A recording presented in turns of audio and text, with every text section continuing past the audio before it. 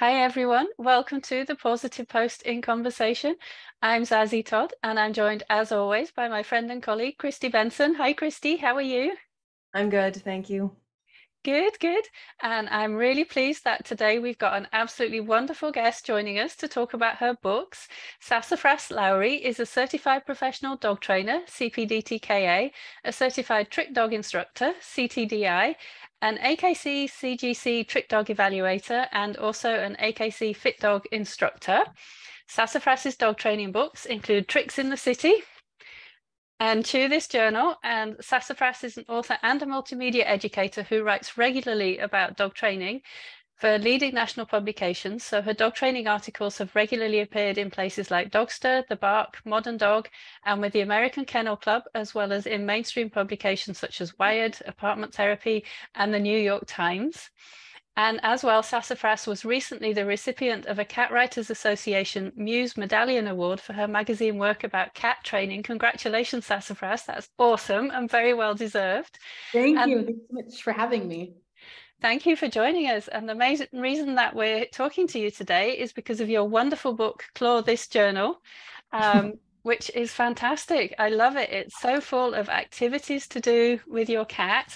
It's really fun, all different kinds of things in there. And it's got space for people to write in it as well. So you can do the activities, you can keep track of what you're doing. There's sections, there's even a section on decoding your cat's meows. It's just lovely. So tell me about this book, Sassafras, and why you decided to write it.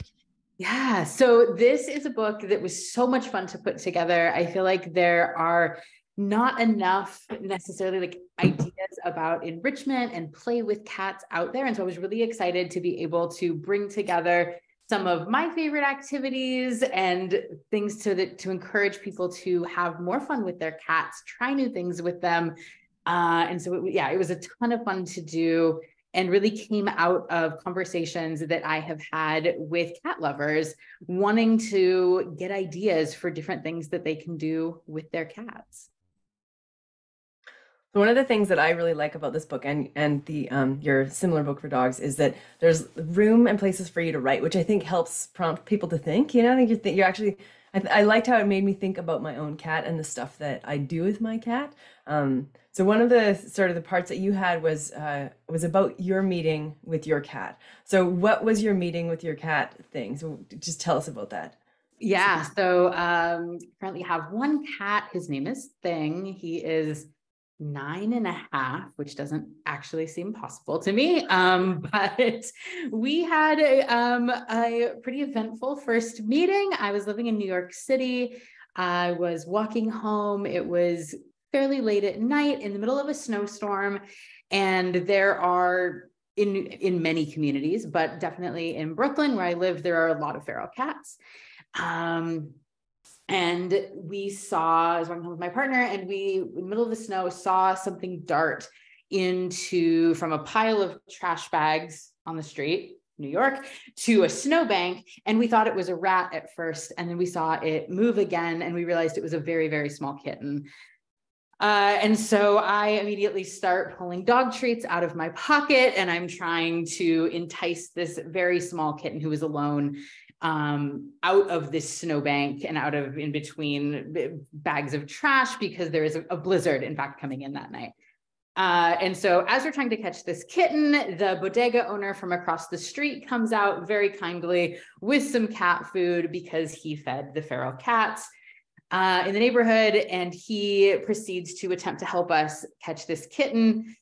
He has gloves on. He catches the kitten. Thing, the kitten that became Thing, bites him, breaks a tooth off on this guy's glove. Oh no. And he's like, "Do you still want this cat?" And I'm like, "Yes," because now I can't leave this kitten outside. We bring it home. We already had 2 dogs and 2 cats at this point.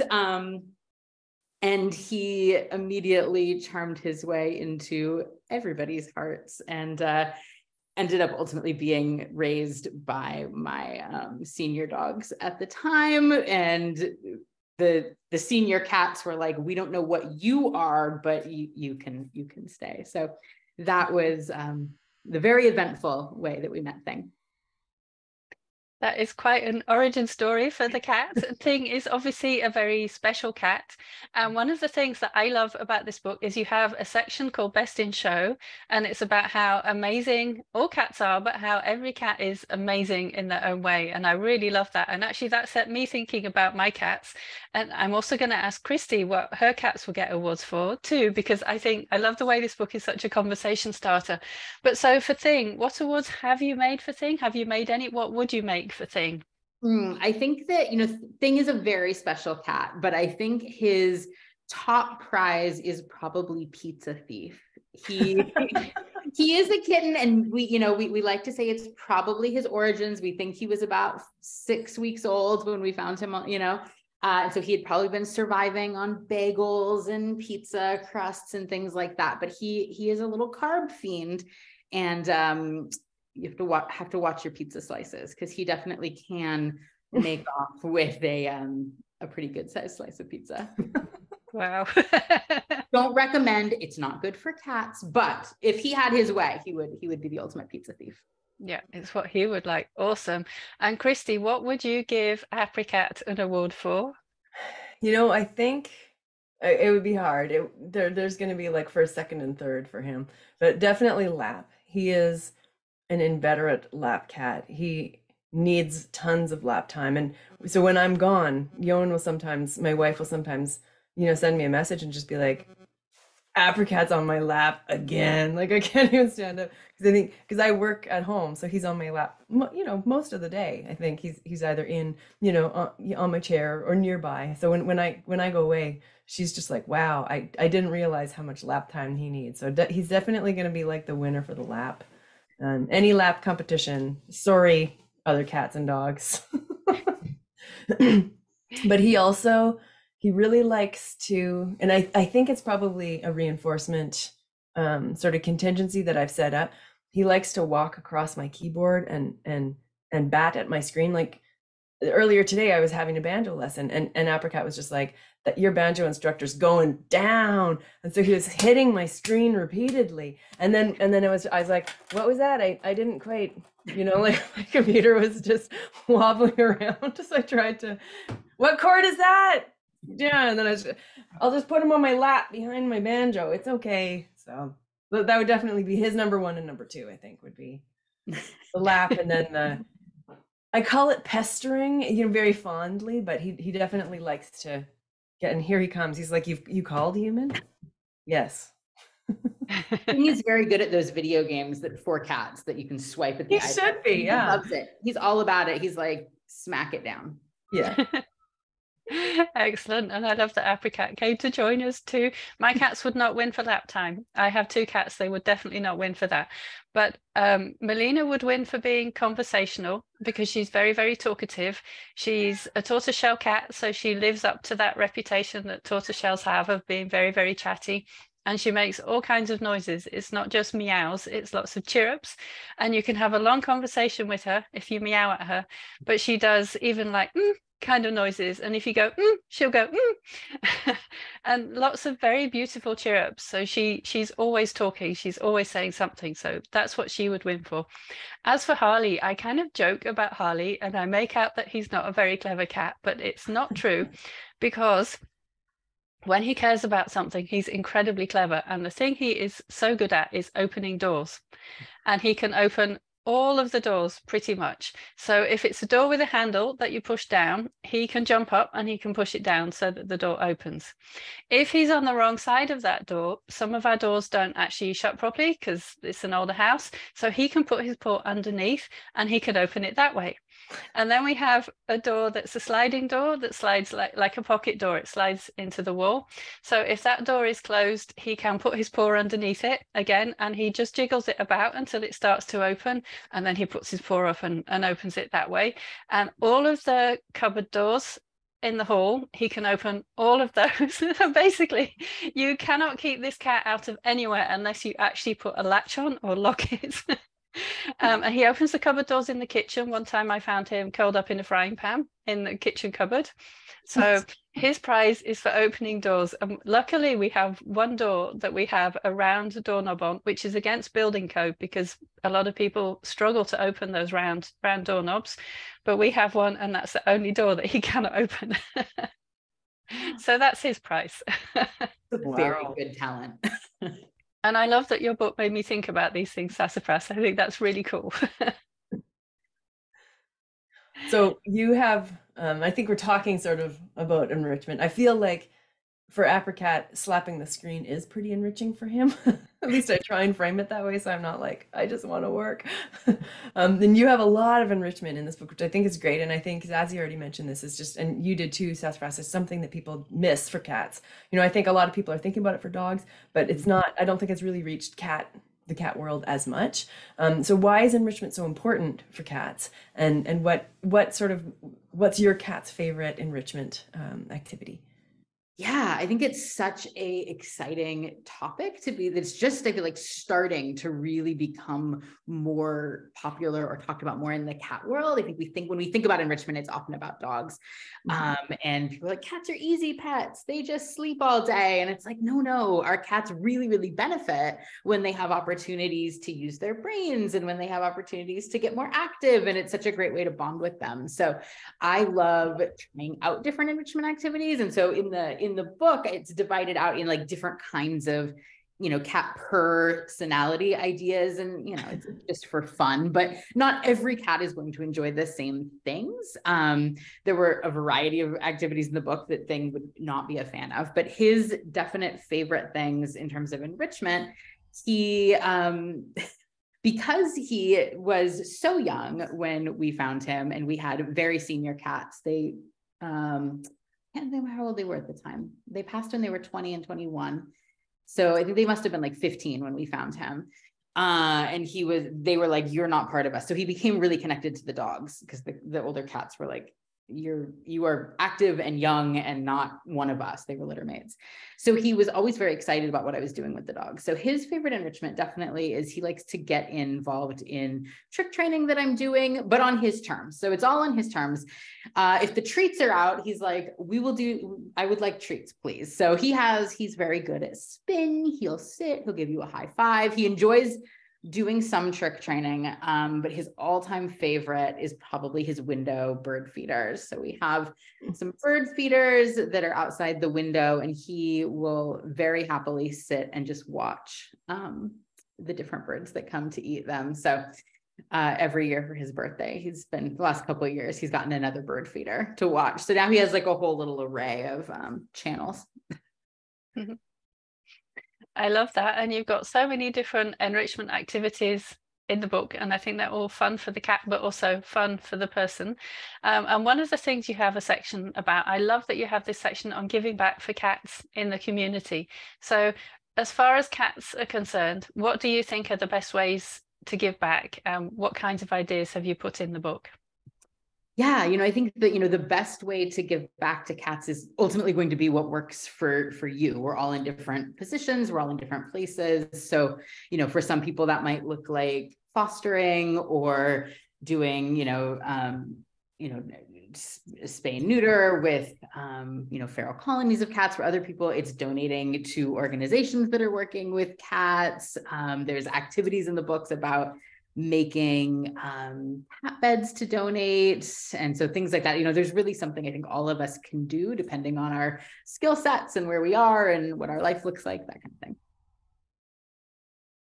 thing. For sure. I think, so earlier we spoke to you about the book that you have written that's similar to this book for dogs. And I know Zazie and I were talking about this, that it's interesting writing that you're writing for both cats and dogs. And I know there's a lot of people who have both, but I also think, just, not scientifically, that there's sort of a Venn diagram, and there's certainly people who are all dog and people who are all cat, and they're going to be a little bit different, I think, in my mind at least. So I guess we're curious about what differences do you find about writing for cats, recognizing that some people will be in the both camp, but some people will definitely be very much in the cat camp. What sort of was it different, I guess? Yeah, it's always such an interesting I don't want to say challenge, but it's always an interesting puzzle to make sure to appeal to the people that are like deep cat people. That maybe are, I think there's a lot of us that are in both, that are both dog people and cat people. And then there are the cat people that are very like, if you do things with dogs, I am so not interested. So it's always a little challenging. I've actually written for cat magazines and about cats for gosh, over 10 years. Though I think a lot of people don't necessarily know that. And I think it's because the cat people have their own world and the dog people kind of have their other world. So sometimes dog folks will be like, I didn't know you did things with cats. And I'm like, yes, I do. You know, I think putting together this book, you know, it came about because of I had won the Muse Medallion from Cat Writers Association for an article in Catster magazine about trick training with cats. It was a cover story in 2020 or 2021, I think, and for the magazine. And so when I won the Muse Medallion, the publisher of the dog book was like, we should talk about cat activities. And I thought about it for a minute. I was like, yeah, we absolutely should. Sort of going back to this conversation that we were having a couple minutes ago about enrichment being kind of not as commonly thought about for cat people. So when I was putting the cat book together, you know, it really was not different necessarily than the dog book in terms of sort of like my writing process, but I was very, very thoughtful of, you know, making sure that the activities in the book were things that cats were going to enjoy and that different kinds of cats would enjoy. And that there would be something for, you know, for all cats, from the very outgoing, social, maybe sort of like dog-like cats that people will, or you know, as we'll maybe describe them, to cats that are much more shy and reserved. And I wanted, you know, to have things in there for, you know, for every cat.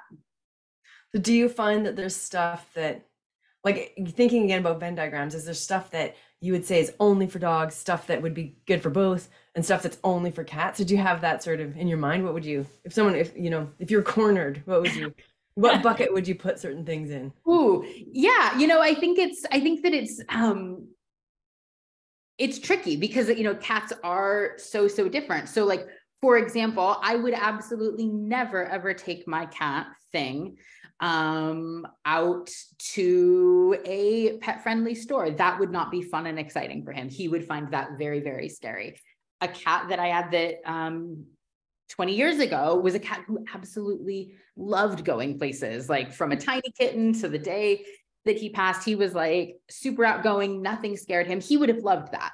And so I think that I think most cats probably fall closer into the camp of going backpacking, going, you know, out hiking, that kind of stuff. Probably not what they want to be doing.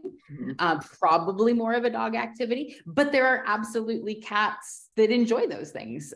So I tended to err on the side of activities that were closer to home for more of the activities in Claude This Journal, though certainly there are kitty exceptions to that. Right, for sure. I know I used to be into sled dog sports, and I couldn't even count on all my fingers and toes the number of times people have sent me, I think it's like a Facebook video of a cat that ski jors. Yeah. And I'm like, okay, this is cool, but no, that's like, I've never met a cat like that. No. Yeah. Like there's always like that one, like TikTok cat that is like, and it does all the things. And it's like, I believe that cat is clearly having a good time. Nothing in that video is indicating that cat is stressed or unhappy, but that's a 1 in a million cat. Yeah, exactly. Yeah. Yeah. Sure. And I think one of the things that I love about your writing, not just in this book, but the dog books as well, and in Tricks in the City too, is that you've thought about different creatures and what they individually might like, and you've made sure that there is something for everyone's cat or everyone's dog, and you've been clear about what kinds of things to think about as to whether a certain activity would be appropriate for your own pet. So I think that's a really nice thing to do. So yeah. Thank you for that. And you're such an accomplished writer because you also write for children. And I think it's your most recent book, Jillian at the Junior Showcase. Tell us about this book. Yeah, so Jillian at the Junior Showcase is my most recent book, released in January. And it is a chapter book for young readers, really all readers, that is set in dog shows. And Jillian is a young girl who really, really wants an agility dog of her own. She attends Kennel Club with all of her friends. And one day she finds a little terrier mix behind the gas station that has been abandoned there, and is hoping that that dog will become the agility dog of her dreams. So that was a super fun book to write. I've done a lot of writing about junior handlers and within the dog show world. And so it was very fun to be able to create a fictionalized twist on that story. Very fun. I mean, just the amount of writing that you do and the sort of the variety of your audience is it's pretty amazing. So you do have this productive career in writing, and you have traditionally published books and also independently published books. And you write a lot of pieces for dog magazines and, as we're learning, cat magazines, which is pretty cool. So in the past, you had to take a big leap to get to where you are. And what kind of advice do you have for an aspiring writer? Zazie and I interface with a lot of aspiring writers in our work with the Academy. So this is like, I think, a big question close to my heart. Yeah, I mean, I think the biggest advice that I always give to aspiring writers is to just start writing and to start putting your work out there in whatever ways you can, whatever platforms you have, to not be worried about, or try not to be worried about sort of like landing, whatever sort of like the big writing moment is. That in my experience, it's really about, it's a slow build. I was freelance writing for 10 years on the side while I had a day job. I was using my vacation time from my day job to go on book tours and writing my books on my commute on the subway in New York. And so it's only been, I'm coming up on, it was 4 years that I've been writing full time and been able to sort of make that leap to freelance writing and the books being able to be a full-time income. And so I always remind, or I always encourage aspiring writers to not sort of be too concerned about getting to that point, but it's really about, it's that slow build. It's getting your work out there however you can, writing the things that you're interested in writing, and figuring out what makes your writing, whether it's nonfiction or fiction or both, unique, and what that niche for that is, and then just go for it. So as a full-time writer, what do your day look like? If you don't mind. I mean, yeah, I know it's kind of a personal question. Yeah, I'm a morning person. And so I tend to get up fairly early. I try to keep a kind of earlier than 9, but I try to keep sort of a daily 9 to 5-ish schedule for writing, especially because otherwise it could sort of be something that I am doing from the minute I wake up to the minute I fall asleep. So I try to get up and answer emails and figure out what articles I need to work on for the day, and then try to stop in the evening and also take weekends off. Has been something that's been really important to me in terms of creating boundaries around it when I was no longer having to sort of write in any free pocket of moment I had around other work. For sure. Zazie, how do you feel about, what's your process like? Is it similar? I try to keep part of the day just for writing every day, and I write something every day, but I have other things to do as well. So sometimes I'm distracted and don't get as much done as I would like, but I like to keep things ticking over all of the time. For me, that's quite important, to always be working and to end somewhere where I know where I'm going to be picking up the next day. I find that really, really helpful. But I also need time away. Like, the thinking time is not at my desk. It's when I'm out with the dog outside, or I'm doing yard work, or listening to the birds singing or something like that. That's when I get the thinking done. So it's not just having the time to be at my desk writing, it's making sure that I've got the time when I think I'm not thinking about anything. And that's when the ideas come, or I solve some of the problems. So I have to have that time too. Yeah. And Yeah. Sassafras, I actually want to ask you, because you write across so many different genres, and you write fiction and nonfiction, and you write the magazine articles as well as longer pieces. Do you find that helpful in terms of your writing process? Do you like to switch from one to another within the day, or do you prefer to be sticking on to one thing during the day?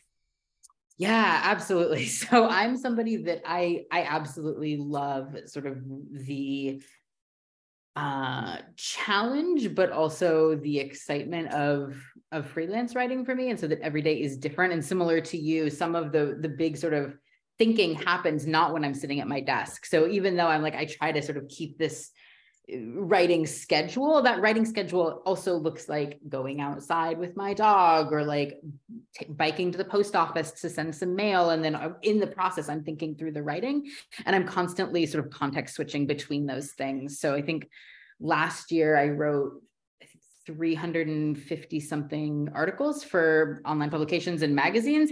So there's always sort of this constant flow that I'm in, and I really like that context switching. I think it keeps me focused in a backwards sounding way, that if I get stuck or I'm not sure what's happening with a book I'm working on, or I'm not quite clear on where I want to go with an article, I can always swap to another one, make some progress there, and then jump back. And so for me, it helps me to feel,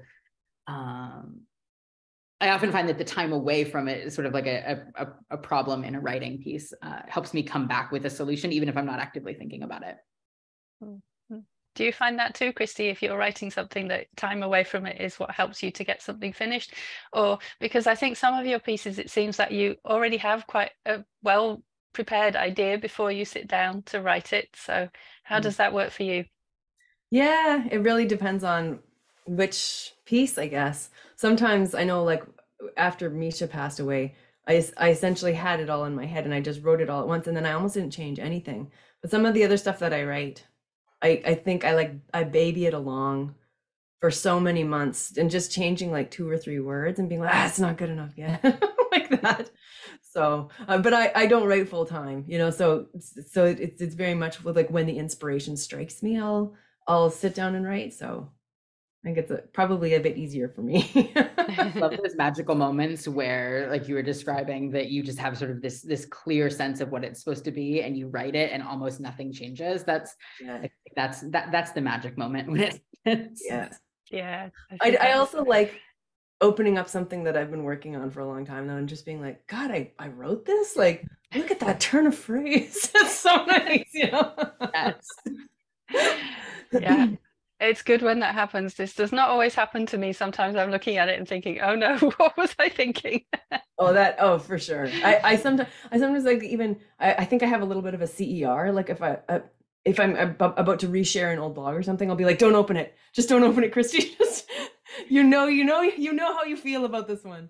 Yes. Yeah. So I absolutely love Claudi's journal, and I just want to recommend it to everyone who's watching this or listening to this. I think you'll love it. If you have a dog as well, or instead, then chew this journal, because it's equally brilliant. Sassafras, before we move on to the next section, is there anything else that you want to tell us about your books? Oh, I don't think so. Thank you so much for having me. This was so much fun. And what's your website, and where should people go if they want to learn more about you? So my website is sassafraslowrey.com. I'm also Sassafras Lowrey on Facebook and Twitter and Instagram. So I'm on all the social media places. Brilliant. Thank you. So we're going to move on to the next section about books, and I'm really looking forward to finding out which book you're going to tell us about, but I'm going to start with the book club book, because that's what we always do. So this month, the book club is reading On Animals by Susan Orlean. And this is a collection of short pieces. Actually, they've all previously been published. I think most of them were published in the New Yorker magazine, some of them in the Smithsonian, and they're about all kinds of animals. So she's curious about all kinds of animals, and she loves animals. And she writes a bit about her own pets and her own farm animals. And for example, there's one about chickens, and she writes about her own, but she also draws in what we know about other people keeping chickens and how it came to suddenly be trendy after a while and things like that. She's got something about a lady who keeps lots of tigers, So she's got some quite out there stories. They're not all stories about her own pets and regular things. And it's just really fun and interesting. And they're all quite short. So it's an easy book to dip into. There's lots of little short sections. So that's what the book club is reading this month. I haven't quite finished it yet, but I'm quite a way through, and I'm really enjoying it. I think it's a fun read. It's definitely very interesting.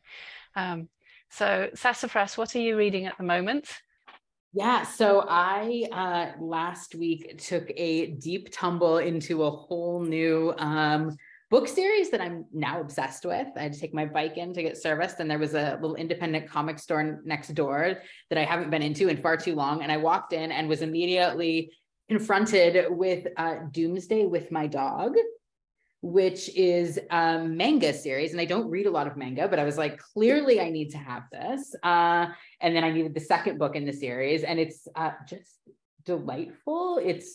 I'm not normally like post-apocalyptic kind of person, but it's great. And it centers this teenager, young adult girl in Japan with her Shiba Inu, and the world has ended, and they're the only, well, I guess there's a couple of their dogs they end up encountering, but she's the only person left in the world. And they are just on this kind of delightful journey and rumination on life and their connection together. So yeah, I'm now obsessed. And the third book, I believe, comes out this summer. So yeah, that's my new literary obsession.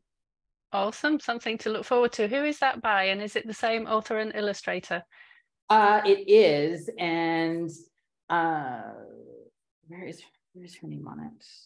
Backwards. Oh, it is, I think the pronunciation is Ishara, and is author illustrator.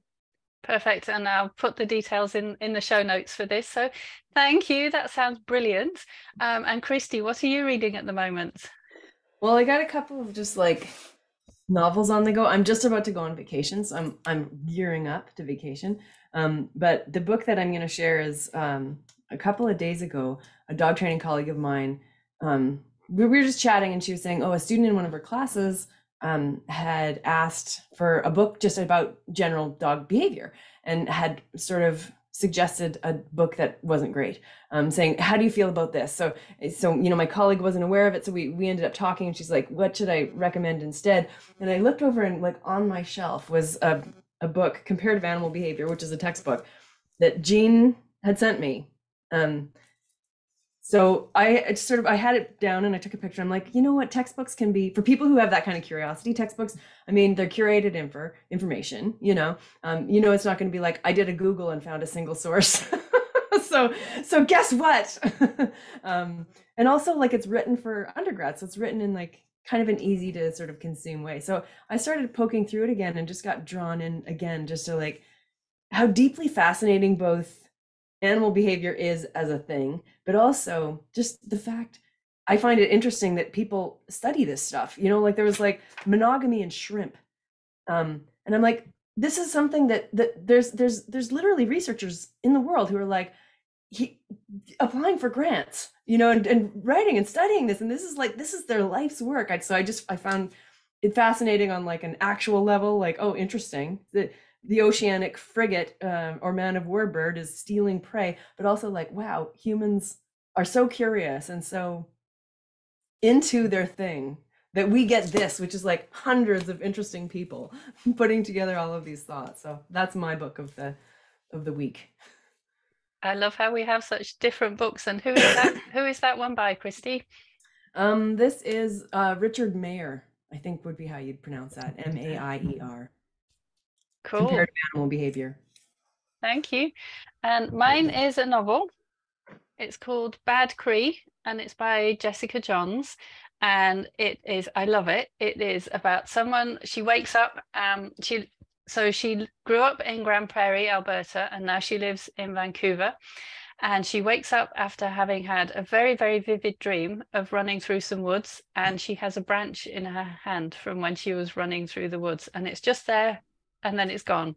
And this keeps on happening to her. So she keeps bringing things back from her dreams. And as well, she's being followed around by crows, like perching outside her apartment or following her on a walk if she's walking to work or to the beach. And she's also, and partly in her dreams, but also in her life, she's processing something to do with the death of one of her older sisters as well. And so she doesn't know how to deal with this. It's quite spooky and the tension really builds, and she comes to realize that she has to go back to Grand Prairie to her family, and her sisters and her aunties and her female cousins are going to help her to solve this problem of what to do about the dreams, and is she at risk in the dreams, because it's quite dark, some of the things that happen in the dreams, and they're related to the loss of her sister.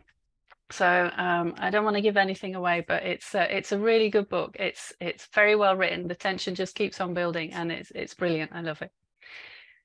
So Sassafras, thank you so much for coming to join us today. It's been a pleasure to chat with you, and everyone listening, watching, please check out her books. They're brilliant and full of great ideas to do with your dog or cat. And thank you for listening. Please hit the subscribe button and make sure that you don't miss any future episodes, and we'll see you next time. Bye. Bye. Thank you, Sassafras.